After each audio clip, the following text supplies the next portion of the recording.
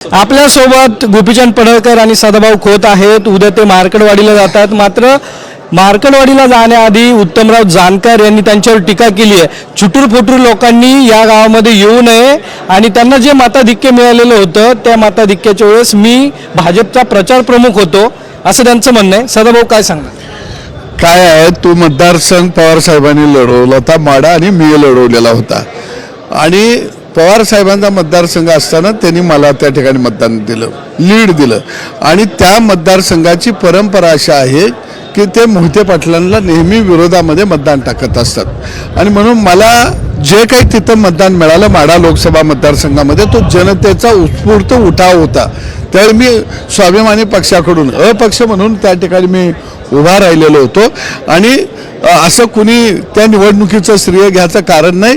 त्या निवडणुकीचं श्रेय द्यायचं झालं तर तिथल्या मतदाराला द्यावं लागेल, कारण मतदार खुशीनं त्या काळामध्ये रस्त्यावरती उभा राहिलेला। पण मग बावनकुळेंनी सांगितलं की भाजपला जास्त मताधिक्य मिळालं, मात्र उत्तमराव जानकर म्हणतात की त्यावेळेस त्या निवडणुकीचा प्रचार प्रमुख म्हणजे तुमचे प्रचार प्रमुख ते होते म्हणून त्यांच्यामुळे मतदान मिळालं। माझा प्रचार प्रमुख त्यावेळी त्या मतदारसंघातली जनता होती आणि जनतेनं खऱ्या अर्थानं माझ्यावरती प्रेम केलं आणि मतदान दिलेलं होतं। आता प्रश्न काय आहे की तिथल्या आत्ताही जनतेनं विकासाला मतदान केलेलं आहे आणि म्हणून मला वाटतं की तिथल्या मतदाराचा खऱ्या अर्थानं हे लोक अपमान करायला लागलेले आहेत। पण ते म्हणतात तुम्ही उद्या जाताय तर तुम्ही छुटूर-फुटूर आमदार लोक आहे, तुम्ही यायला नाही पाहिजे असं बोलतात।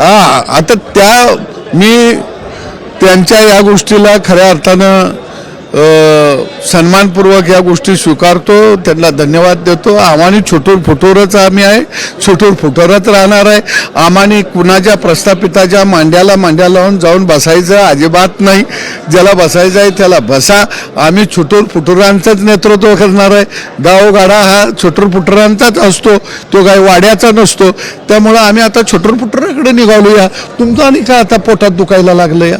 की 250 म्हणजे 288 पैकी 150 आमदार हे बोगस पद्धतीने निवडून आलेत। काय आहे, हेच गडी बोगस आली ती।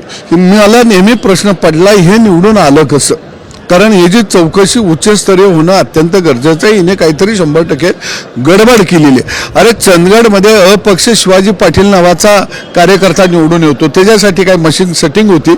लोकसभेला मालेगावमध्ये 1,99,000 मतं त्या ठिकाणी काँग्रेसला पडतात आणि विधानसभेला काँग्रेसला 7,000 मतं पडतात आणि MIचा निवडून येतो, MIMचा।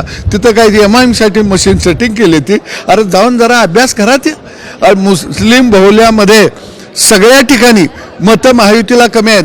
माझ्या इस्लामपूर शहरामध्ये मुस्लिम मोहल्ला लागला, मतदान कमी झालं। माझ्याच वाळवा मतदारसंघात 2 गावं मुस्लिम आहेत, आम्हाला तिथं 10च मतं आहेत। तिथं काही मशीन सेटिंग केलं तर ही मुस्लिमांच्यासाठी मशीन जाणार आहे, त्याचा जाऊन जरा अभ्यास करा की। आता ह्यो धंदा बंद करा, कारण यांना जसं रिवणावर कोंबडी बसती आणि अंडी उगवती तसं यांना सवय लागल्या सत्तेच्या रिवणावर बसवायचं आणि खुर्ची उगवायची। आता सपलं की रिवांती, आता तंत्रज्ञान आलंय। ते म्हणतायत की तुम्ही मार्कडवाडीला येत आहेत, तुम्हाला छुटूर-फुटूर म्हणतायत ते आणि तुम्ही बोगस पद्धतीने निवडून आलात, त्यांचं डायरेक्ट म्हणणं आहे। बघा कुणाचं काय म्हणणं आहे, पवार सोडून आम्ही खालच्या कुठल्याही लोकांच्यावरती बोलत नाही। त्यामुळे तुम्हाला माझी विनंती आहे, कुठल्याही अशा किरकोळ लोकांचे प्रश्न मला विचारू नका। शरद पवार, जयंत पाटील ह्याच्या खाली कुठला प्रश्न असेल तर आमचं उत्तर मिळणार नाही। आपण जर बघितलं तर ते म्हणतात की पंतप्रधानांनी मार्कडवाडीत यावं, आता राहुल गांधी येत आहेत, सगळे येत आहेत। मग अरे आता मी तुम्हाला तेच सांगितलं की पंतप्रधानांना देशाचं पडलेलं आहे, असल्या किरकोळ गोष्टीमध्ये लक्ष घालायला पंतप्रधानांना वेळ नाही आहे। आता राहुल गांधी आणि शरद पवारांना मार्कडवाडीच्या पॅटर्नशिवाय दुसरा पर्याय नाही। शरद पवारांची शपथविधी प्रति सरकार स्थापन करून मार्कडवाडीतच होऊ शकते। राहुल गांधीला पण पंतप्रधान होण्याची संधी मार्कडवाडी पॅटर्नमध्येच आहे, कारण स्वतःचे कार्यकर्ते बोलवायचे, बॅलेटवरती मतदान घ्यायचं आणि विजयी घोषित करून टाकायचं आणि मार्कडवाडीच्या शेतामध्ये एक पॅन्डॉल मारून तिथं शपथविधीचा प्रति सरकार म्हणून कार्यक्रम घ्यायचा। त्यासाठी राहुल गांधींना एक आशेचा किरण मार्कडवाडीत दिसतोय। शरद पवारांना आता दुसरा कुठला पर्याय नाही। आता राजकारणाच्या संन्यासाकडे जाताना मार्कडवाडीतून पंतप्रधान पदाची गेल्या 30 वर्षापासूनची जी इच्छा आहे ती पूर्ण करण्याचा पॅटर्न हा आहे. त्यामुळे शरद पवार आणखी 2-4 वेळा मार्केटवाडी, उद्या किती वाजता तुम्ही जाणार उद्या 11 वाजता आम्ही मार्केटवाडीत आहे. आणि जतच्या संदर्भात काय बोलणं झालंय का? जे वातावरण राज्याचे मुख्यमंत्री माननीय देवाभाऊंशी जतच्या प्रकरणाविषयी बोलणं झालेलं आहे. त्यांनी प्रशासनाला, पोलीस प्रशासनाला कडक कारवाई करण्याच्या सूचना दिलेल्या आहेत. मी स्वतः सांगलीचे SP महोदय यांच्याशी बोललेलो आहे, जतच्या DYSPशी बोललेलो आहे. त्यामुळं जत तालुक्यातील सर्व शिवप्रेमींना माझी विनंती आहे की आपण सगळ्यांनी संयम बाळगावा. छत्रपती शिवाजी महाराजांचा अपमान करणाऱ्या कुठल्याही माणसाची गय केली जाणार नाही. त्याच्यावरती कडक कारवाई केली जाईल. कडक कारवाई केली जाईल असं आमदार गोपीचंद पडळकर यांनी सांगितले. कॅमेरामॅन हरीश कटकेसह सागरवाड, साम TV, मुंबई. देश विदेशातील प्रत्येक घडामोडींचे लाईव्ह अपडेट मिळवण्यासाठी आता साम टीव्हीच्या सर्व सोशल मीडिया प्लॅटफॉर्मला लाईक, फॉलो आणि सबस्क्राईब करा. तसंच सर्व नोटिफिकेशनसाठी बेल आयकॉन प्रेस करायला विसरू नका.